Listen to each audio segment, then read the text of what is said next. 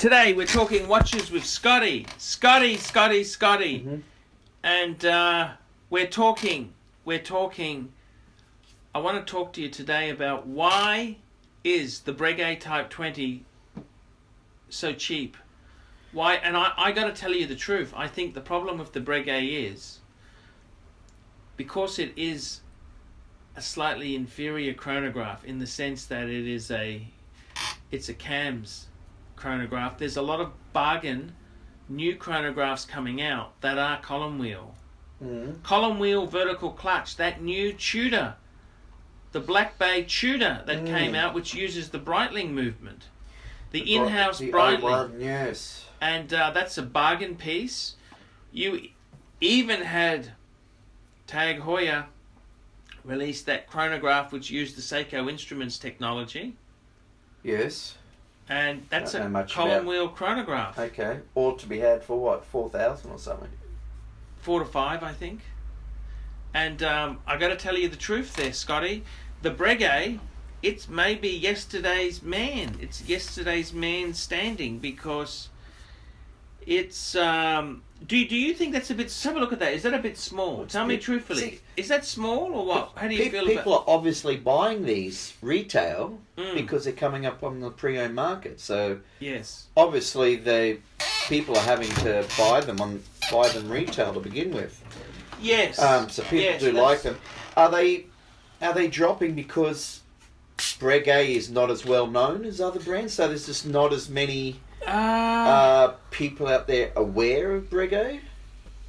Geez, that's a... Or is it because they think that they can get better value for money, as you said, like with a Tudor, a column wheel Tudor Black Bay chronograph for 4,000 or 5,000? Is that why they're... It's hard to say. I mean, I kind of think Breguet itself there is... It's not the only brand though, good brand that drops. No. That falls so much. JLC is one of the best JLC drops pretty bad. watchmakers there is. The market's very tough at the moment, Scotty. But a brand like JLC, It's easy come, easy go, Scotty. There is no fairness to in this world. Audemars, do they drop?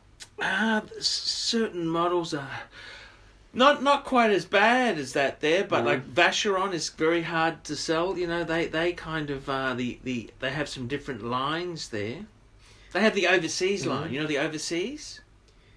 Yes. Vacheron Yes, overseas. yeah. With that bracelet. You know, but the Breguet, I don't know. The Breguet seems to be very, very drops a lot. It's kind of, I don't know what's wrong with Breguet. See, I like Zenith as a brand. You're not a huge.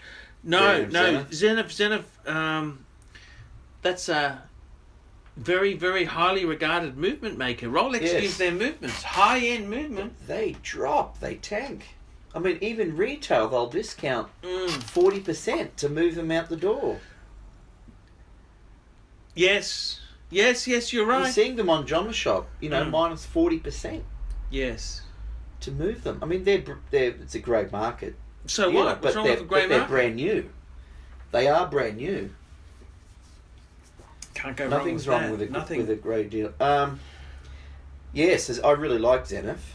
Yes. You're not that in love with Zenith. No, I don't know. I just didn't really. Nothing. The Zenith El captivates me. Primo with the 3 overlapping dials of 3 colours. I know what you're saying. Do you like that? I've tried that on. I really like that watch. You liked it? Yes. You did? I liked it, I prefer the Breguet, but I think it's 42 mil. You like the sizes. Breguet? Yeah, but You it love is the a nice Breguet? watch. I tried on that Zenith. I really liked it. Mm-hmm. You can get that for, I think, on Joma Shop for about $4.5 US. On a strap, $4.5 US. So we're looking at what's that? 6 Australian. Now, of course, you walk into That's brand new. into the dealerships here. They're going to try to sell you that for 10,000. But You know the funny thing is, right? it's a beautiful watch. Yeah. I was talking to the guy, my friend from Sydney who bought the Breguet Type 20. Yes. He went into a dealer in Sydney, J. Farron Price. Yep. And they would only give 10% off a Breguet. Okay. That's all they'd give off. What did he say to him? He just said, "Oh, No, thanks. well, I mean, he just wanted to know what they retailed for, and 10%. that's all they would give, 10%. They're obviously not aware of the pre-owned. No, they're just stubborn. They just say that's the price we give. Take it or piss off. Okay. Don't let the door hit your ass on the way out. Yeah. Like I don't know if you know this. Just because Jama Shop's discounting doesn't mean, like the boutique in Brisbane, you know, the Amiga boutique part of Hardy Brothers, they don't discount much at all. They're mean, like 5%. I guess Jama Shop are just so big. They have that huge financial backing behind them. So they have a lot of watches. A lot. Yes. They are huge, so they're a lot Jama bigger Shop, than these smaller dealerships. But I got to tell you, Scotty, I got to tell you, I think I think people get too caught up in, is it column wheel, chronograph, or is it I think you've just got to. It doesn't really that matter. And pre-owned value. What's the resale value? Exactly. Does that come in? A lot of people, when they're looking at buying a watch, that can be the number one issue for them. What's it worth when I sell it? Look, I think with Breguet, it is a very soft brand, but if you buy it cheap enough, you'll always sell it. I'm not paying retail. No, you bought this piece even below pre-owned prices. Yes. Standard pre-owned prices. You just can't get them as cheap as you did. Yeah. So you will get your money back with a small profit. Exactly. Yeah. Wait till you get those links there. What do you think? Good.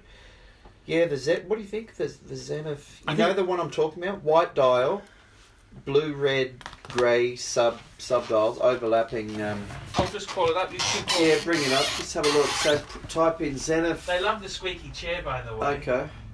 Put Zenith El Primero 36,000. Type that in, 36. You know what that 36,000 means, don't you? Yes, vibrations. Per hour. Per hour, that's right. There it is there, look. You've got the first picture there in the corner. Actually, what do you think of that? I've got to tell you the truth, in all honesty, right?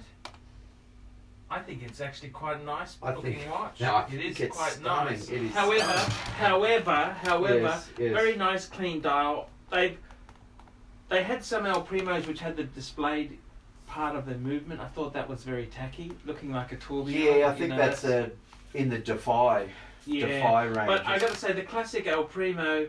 The only problem is the 36,000. That means it's going to be hard to service. Like a dealer, how many watchmakers know how to service that? You know. Oh. Harder. Because Explorers used to be about 15,000 beats per hour. Then they went. Then my Patex is 21,000 approximately. Most watches are 28.8. I was doing quite a bit of reading up about this model and the El Primeros. You know why they have that high beat rate is because it's more reliable. Well, that's why. Yes. It makes it more reliable. Some people say, it's working harder, therefore it needs shorter service intervals. However, yes, I've researched and they said, no, they've got special oils that they put in and they will last just as the service intervals will be the same as any other chronograph. I think it's gorgeous. The only thing is, a very sexy watch, Scotty. Does it need to have 36,000 written on the dial? I'd prefer that text not to be on there. Breguet's got a 36,000 version of the Type. Yeah, that piece, by the way, if you look at the pictures, but you do know that the Type 21, I think, is 36,000. You know that? The Type 21. I think. Okay. I think. We'll just now that has if you look, that has a case, transparent case back. You can see the movement. Okay, I'll tell you what we're going to do. We're going to have a look at Chrono 24. We're going to look at second-hand prices here. Let's have a look, because that is the way to go. So let's just kill this bit there.